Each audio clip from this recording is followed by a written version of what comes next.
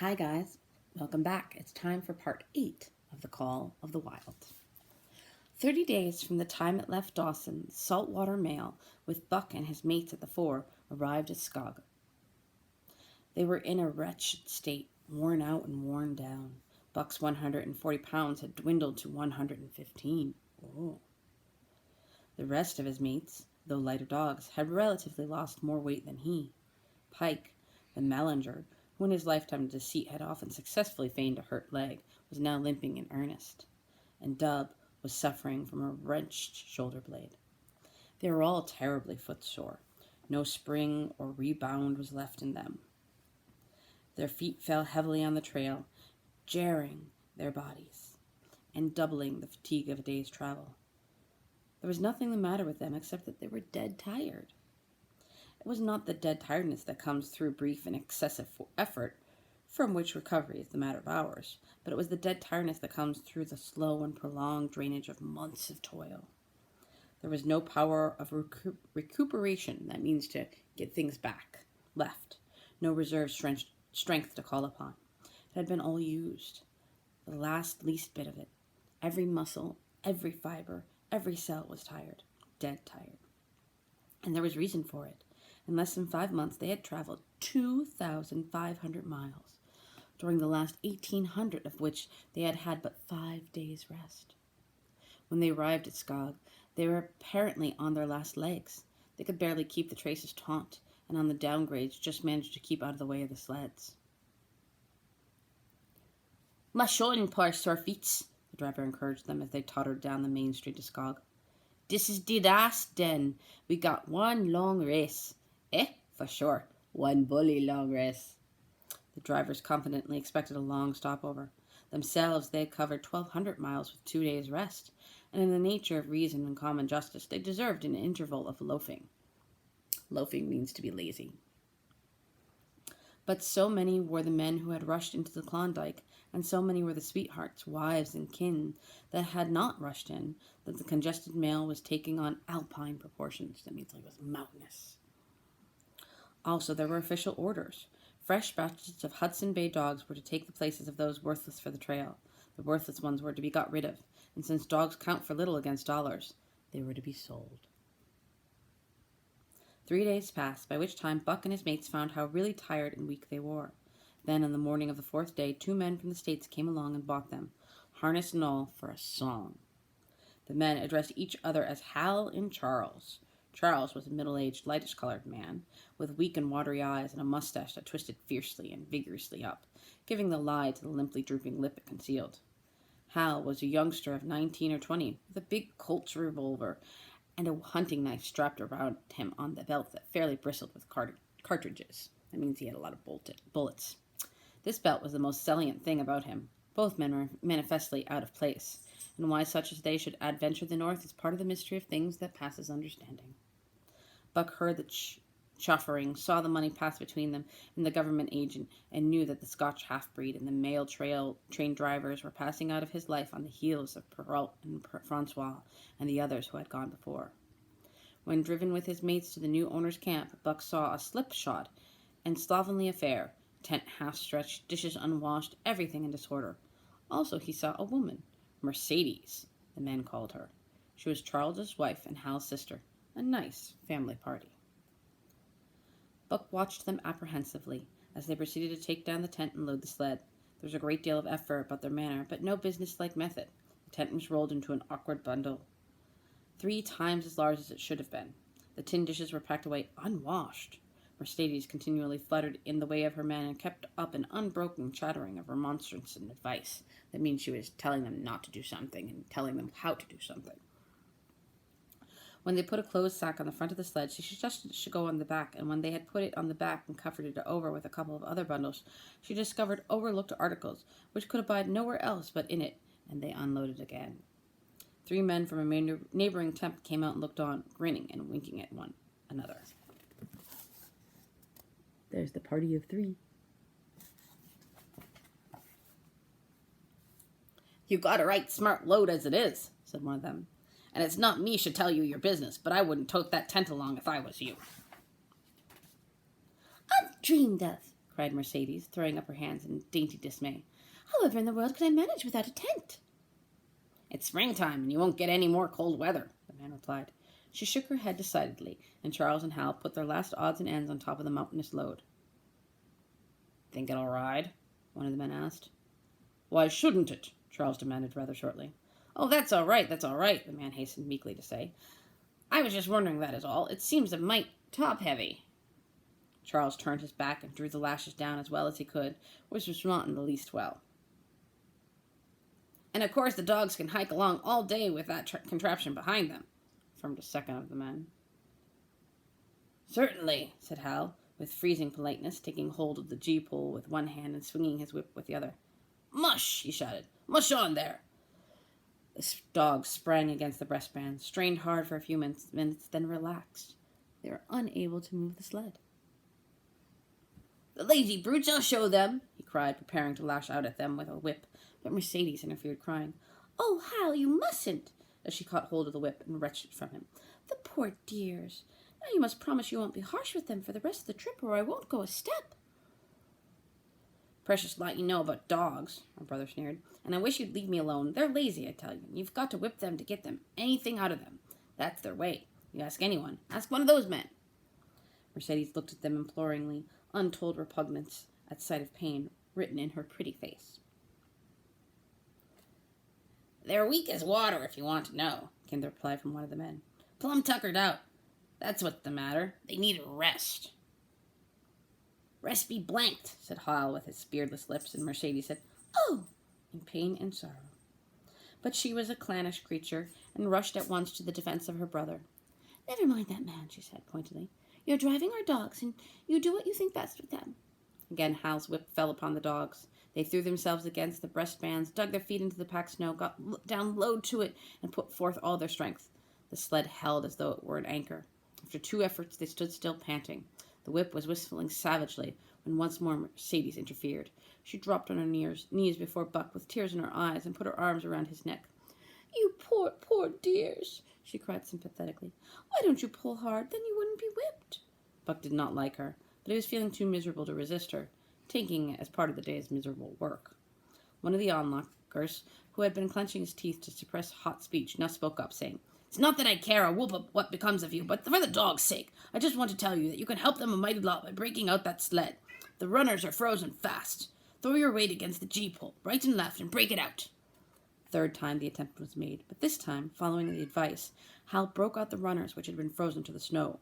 The overloaded and unwieldy sled forged ahead, Buck and his mate struggling frantically under the rain of blows. 100 yards ahead, the path turned and sloped steeply into the main street. It would have required an experienced man to keep the top-heavy sled upright, and Hal was not such a man. As they swung on the turn, the sled went over, spilling half its load through the loose lashings. The dogs never stopped. The lightened sled bounded on its side behind them. They were angry because of the ill treatment they had received and the unjust load. Buck was raging. He broke into a run, the team following his lead. Hal cried, Whoa, whoa! But they gave no heed. He tripped and was pulled off his feet. The capsized sled ground over him, and the dogs dashed on up the street, adding to the gaiety of the Skogs as they scattered the remainder of the outfit along its chief thoroughfare. Kind-hearted citizens caught the dogs and gathered up the scattered belongings. Also, they gave advice. Half the load and twice the dogs that they were expected to reach Dawson was what was said. Hal and his sister and brother-in-law listened unwillingly, pitched tent, and overhauled the outfit. Canned goods were turned out that made men laugh, for canned goods on the long trail are a thing to dream about. Blankets for a hotel, quoth one of the men who laughed and helped. Half as many as too much. Get rid of them. Throw away that tent and all those dishes. Who's going to wash them anyway? Do you think you're traveling on a Pullman? And so it went. The inexorable elimination of the superfluous. That means they got rid of all the extra stuff they didn't need. Mercedes cried when her clothes bags were dumped on the ground and article after article was thrown out. She cried in general, and she cried in particular over each discarded thing. She clasped hands about knees, rocking back and forth broken-heartedly. She averted she would not go an inch, not for a dozen Charleses.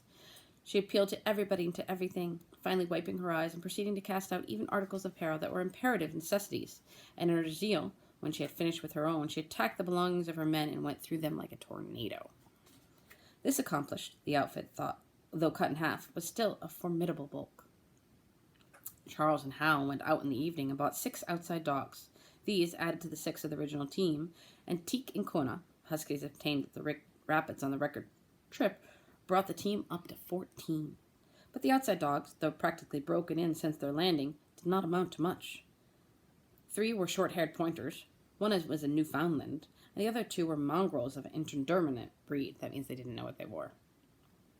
They did not seem to know anything, these newcomers. Buck and his comrades looked upon them with disgust.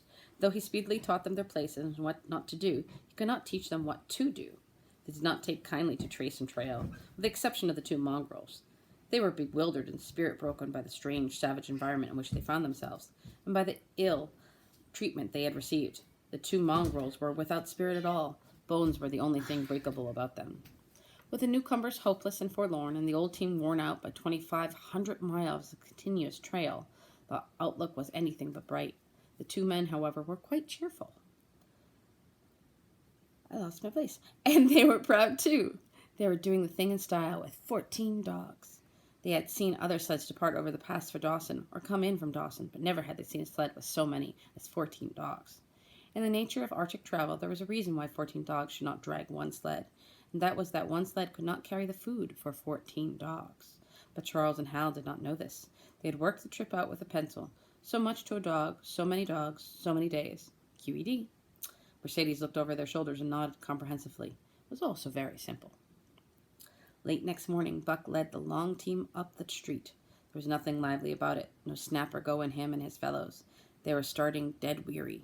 4 times he had covered the distance between Saltwater and Dawson, and the knowledge that, jaded and tired, he was facing the same trail once more made him bitter. His heart was not in the work. Nor was the heart of any dog. The outsiders were timid, the insiders without confidence in their masters. Buck felt vaguely that there was no depending upon these 2 men and the woman. They did not know how to do anything, and as the days went by, it became apparent that they could not learn. They were slack in all things, without order or discipline. It took them half the night to pitch a slovenly camp, and half the morning to break that camp and get the sled loaded in such fashion that for the rest of the day they were occupied in stopping and rearranging the load. Some days they did not make 10 miles. On other days they were unable to get started at all, and on no day did they succeed in make more than half the distance used by the men as a basis in their dog food computations. It was inevitable that they should go short on dog food, but they hastened it by overfeeding, bringing the day nearer when underfeeding would commence. The outside dogs, whose digestions had not been trained by chronic famine to make the most of little, had voracious appetites, and when in addition to this the worn-out huskies pulled weakly, Hal decided that the orthodox ration was too small. He doubled it, and to cap it all, when Mercedes, with tears in her pretty eyes and a quaver in her throat, could not cajole him into the fish sacks and feed them slyly. But it was not food that Buck and the huskies needed. It was rest. And though they were making poor time, the heavy load they dragged sapped their strength severely. Then came the underfeeding. Hal awoke one day to the fact that his dog food was half gone and the distance only quarter covered. Further, that for love or money, no additional dog food was to be obtained. So he cut down even the orthodox ration and tried to increase the day's travel. His sister and brother-in-law seconded him, but they were frustrated by their heavy outfit and their own incompetence. It was a simple matter to give the dogs less food, but it was impossible to make the dogs travel faster, while their own inability to get underway earlier in the morning prevented them from traveling longer hours. Not only did they not know how to work dogs, but they did not know how to work themselves. The first to go was Dub. Poor blundering thief that he was, always getting caught and punished, he had none the less been a faithful worker. His wretched shoulder blade, untreated and unrested, went from bad to worse, till finally Hal shot him with a big Colt's revolver. It is a saying of the country that an outside dog starves to death on the ration of the husky, so the 6 outside dogs under Buck could do no less than die on half the ration of the husky. The Newfoundland went first, followed by the 3 short-haired pointers, the 2 mongrels hanging on more grittily to life, but going in the end. By this time, all the amenities and gentleness of the Southland had fallen away from the 3 people. Shorn of its glamour and romance, Arctic travel became to them a reality too harsh for their manhood and womanhood. Mercedes ceased weeping over the dogs, being too occupied with weeping over herself and with quarreling with her husband and brother. To quarrel was the one thing they were never too wary to do. Their irritability arose out of their misery, increased with it, doubled upon it, outdistanced it. The wonderful patience of the trail which comes to men who toil hard and suffer sore and remain sweet of speech and kindly did not come to these 2 men and the woman. They had no inkling of such a patience. They were stiff and in pain. Their muscles ached. Their bones ached. Their very hearts ached. And because of this, they became sharp of speech, and hard words were first on their lips in the morning and last at night. Charles and Hal wrangled whenever Mercedes gave them a chance. It was the cherished belief of each that he did more than his share of the work, and neither forbore to speak this belief at every opportunity. That means they always said it. Sometimes Mercedes sided with her husband, sometimes with her brother. The result was a beautiful and unending family quarrel, starting with a dispute as to which should chop a few sticks for the fire, a dispute which concerned only Charles and Hal. Presently would be lugged in with the rest of the family, fathers, mothers, uncles, cousins, people thousands of miles away, and some of them dead, that Hal's view on art, or the sort of society plays his mother's brothers wrote, should have anything to do with the chopping of a few sticks of firewood, past his comprehension. That means they didn't know why they were arguing, or how they could argue like that. Nevertheless, the quarrel was as likely to tend in that direction as in the direction of Charles' political prejudices, and that Charles's sister's tale-bearing tongue should be irrelevant to the building of a Yukon fire was apparently only to Mercedes, who disburdened herself of copious opinions upon the topic, and incidentally upon a few other traits unpleasantly particular to her husband's family. In the meantime, the fire remained unbuilt, camp half-pitched, and the dogs unfed. I'm going to stop there because I think that's enough of the toil and sadness of working with those people. I hope you guys enjoyed this part of the story, knowing that sometimes, though you want to do something, it's smart to learn how before you start. All right, take care.